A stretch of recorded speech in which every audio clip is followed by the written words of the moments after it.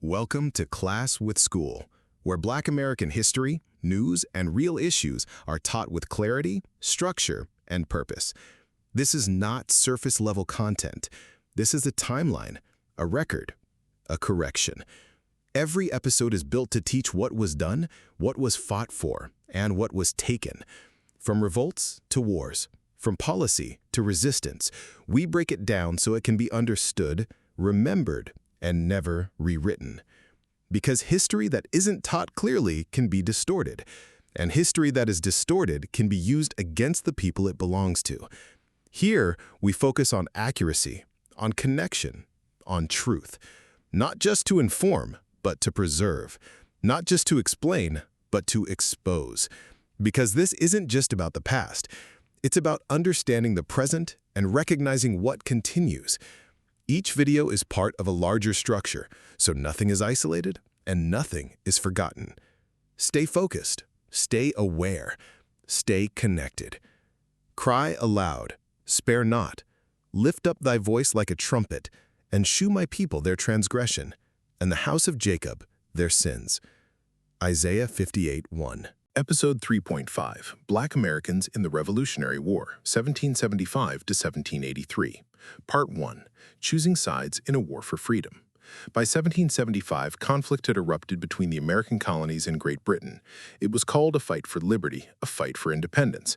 But for Black people in America, the situation was more complicated. Because while colonists demanded freedom from British rule, many of them continued to hold Black people in slavery. So the question became, what does freedom mean and who is it really for? From the beginning of the war, Black Americans were present. One of the first to fall was Crispus Attucks, a man of African and indigenous descent, killed in the Boston Massacre in 1770. His death became a symbol of resistance, but it also exposed a contradiction. Black people were part of the struggle, but not always included in its promises. At first, the Continental Army resisted allowing Black men to serve. There was concern, hesitation, and fear of arming those who were enslaved. But the British saw an opportunity. In 1775, Lord Dunmore, the royal governor of Virginia, issued a proclamation offering freedom to enslaved people who escaped from rebel colonies and joined British forces. This changed everything. Thousands of Black men made the decision to leave plantations and align with the British. They weren't just reacting, they were making a strategic choice.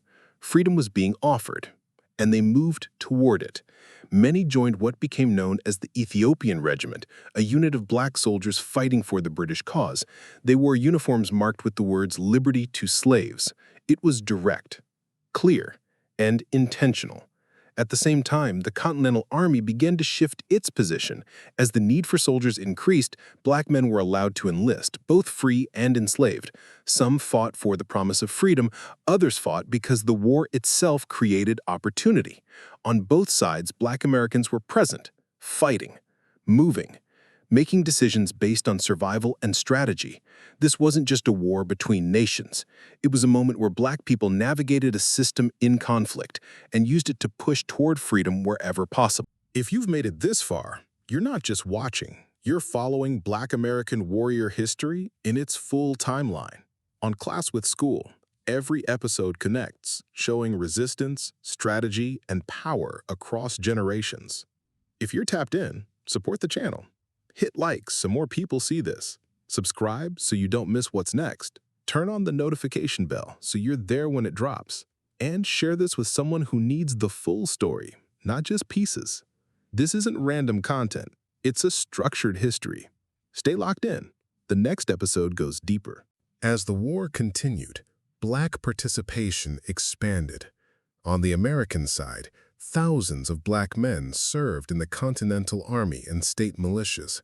They fought in major battles, endured the same conditions as other soldiers, and proved their effectiveness in combat.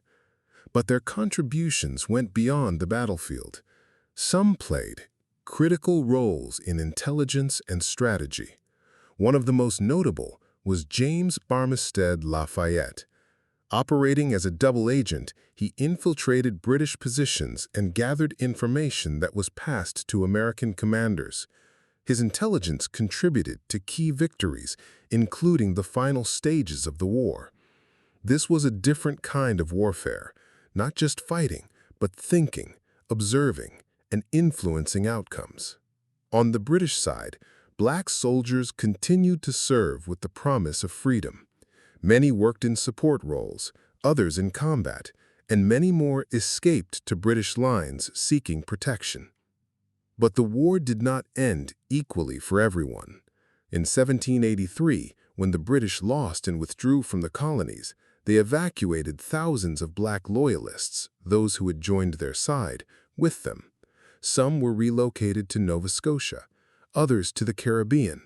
A number eventually moved to Sierra Leone in West Africa, forming new communities built on the promise of freedom. But not everyone made it out. Many Black people who had fought or escaped were recaptured or forced back into slavery. Promises were broken. Opportunities were limited. The system did not disappear. But something had changed. Black Americans had fought in a large-scale war. They had taken part in organized military structures. They had made strategic decisions, choosing sides based on where freedom seemed possible. This was not passive involvement. This was active participation in shaping outcomes. And it established a pattern that would continue. When conflict creates opportunity, move. When systems weaken, act. When freedom is possible, take it. The Revolutionary War did not end slavery, but it expanded the ways Black Americans resisted it.